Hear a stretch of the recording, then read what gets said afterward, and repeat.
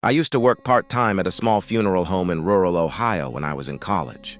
It wasn't glamorous, but it paid well, and honestly, I thought it would be peaceful. Quiet hours, respectful atmosphere. Nothing like the chaos of retail or food service. I learned really fast that dead silence can be a lot scarier than living noise. One night, my boss asked me to stay, late and keep an eye on the building while he left, to pick up paperwork from another location. We had a viewing scheduled early the next morning. An older man who had passed from natural causes. His body had already been prepared and placed in the viewing room, but the family wasn't arriving until the next day. I figured it would be easy money. Just sit, do homework, maybe mop the lobby. Around 10 p.m., I walked past the viewing room. The lights were off, but through the glass door I could see the outline of the casket. I don't know why I looked, maybe curiosity, but I peeked in.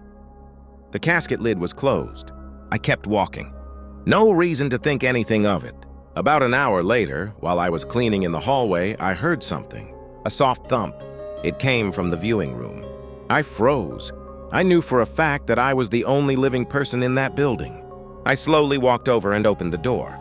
This time, the casket lid was open. I stood there staring at it, feeling my stomach drop.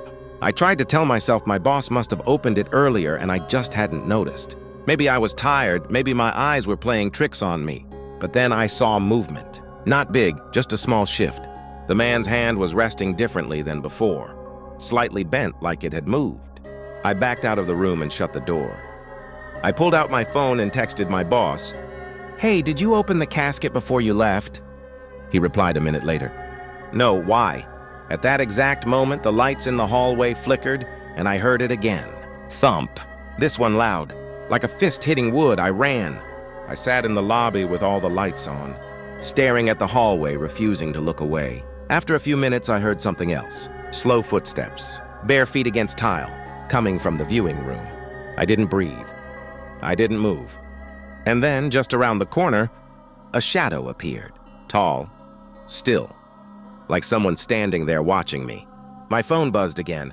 Don't go near the body. The family said he was very religious, and they believed he had unfinished business. Just stay in the lobby. I'll be back soon. I didn't respond. I couldn't. The shadow slowly slid back around the corner like it had been pulled away. I sat there frozen until my boss came back.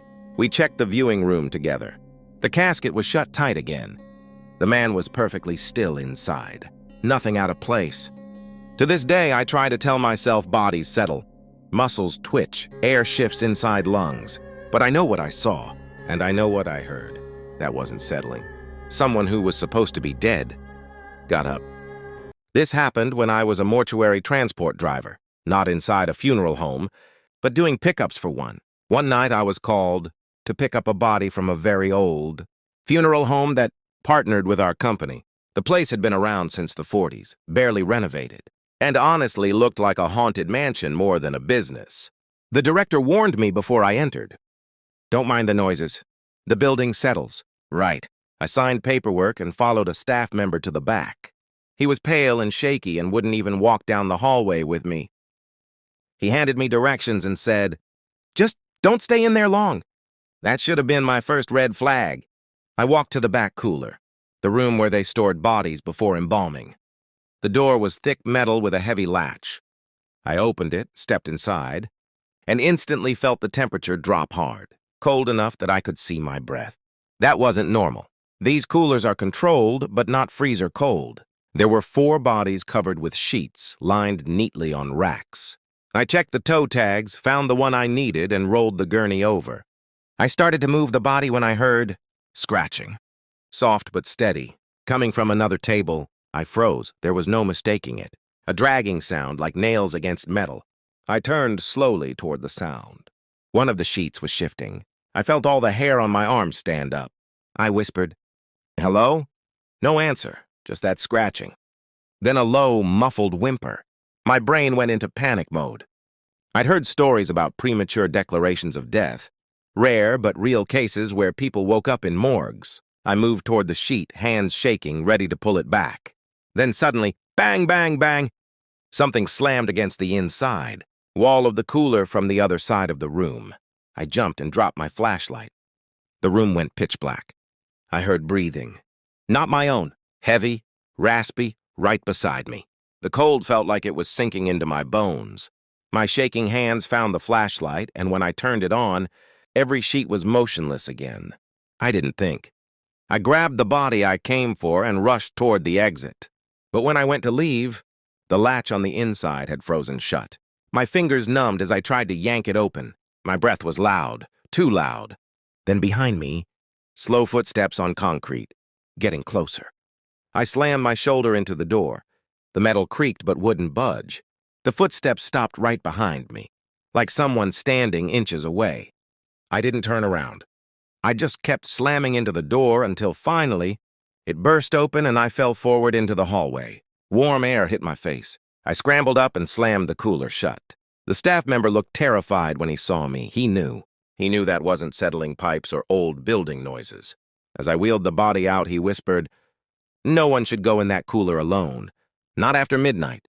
I never went back there. The building was shut down 2 years later. But sometimes when I'm trying to fall asleep, I swear I still hear scratching in the walls. My family owned a funeral home, passed down through generations. When my grandfather died, my parents took over, and eventually I started helping after school. I never thought anything weird about it when I was young. Death was just part of the family business, until one night when I was 17, we had just received a body, a woman in her 30s who had died in a violent car accident. She was scheduled for reconstruction the next morning, so my dad asked me to help move her into the prep room. We're used to quiet in funeral homes, but this night was too quiet. Thick silence, like the air itself wasn't moving. We placed her on the table and covered her with a sheet. My dad left to get paperwork, telling me to stay put. I stood there alone in that cold room with stainless steel tables, instruments neatly lined up, and the hum of the overhead lights. Then I heard it. A whisper, soft, broken, like someone struggling to talk. "Help me!" I turned fast. No one there. My chest tightened. I told myself I imagined it. Then again, a little louder. "Help!" It was coming from under the sheet. I backed up so fast I hit a metal tray. Instruments clattered. My brain begged me to run, but my body froze. The sheet started to rise. Not like breathing. More like someone lifting their head. I couldn't breathe. I couldn't think.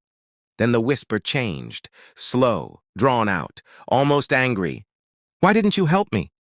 My voice cracked when I whispered back, "You're dead. You're dead." The sheet dropped flat. Silence. Just when I thought it was over, the woman's head turned beneath the sheet. I saw the outline of her face pressing against the fabric, like she was trying to look at me. I bolted, sprinting into the hallway just as my dad returned. He asked what was wrong, but before I could answer, the lights flickered. And from inside the prep room, we both heard it. A soft, angry whisper. "Why?" My dad shut the door and told me to go home. He wouldn't tell me anything else.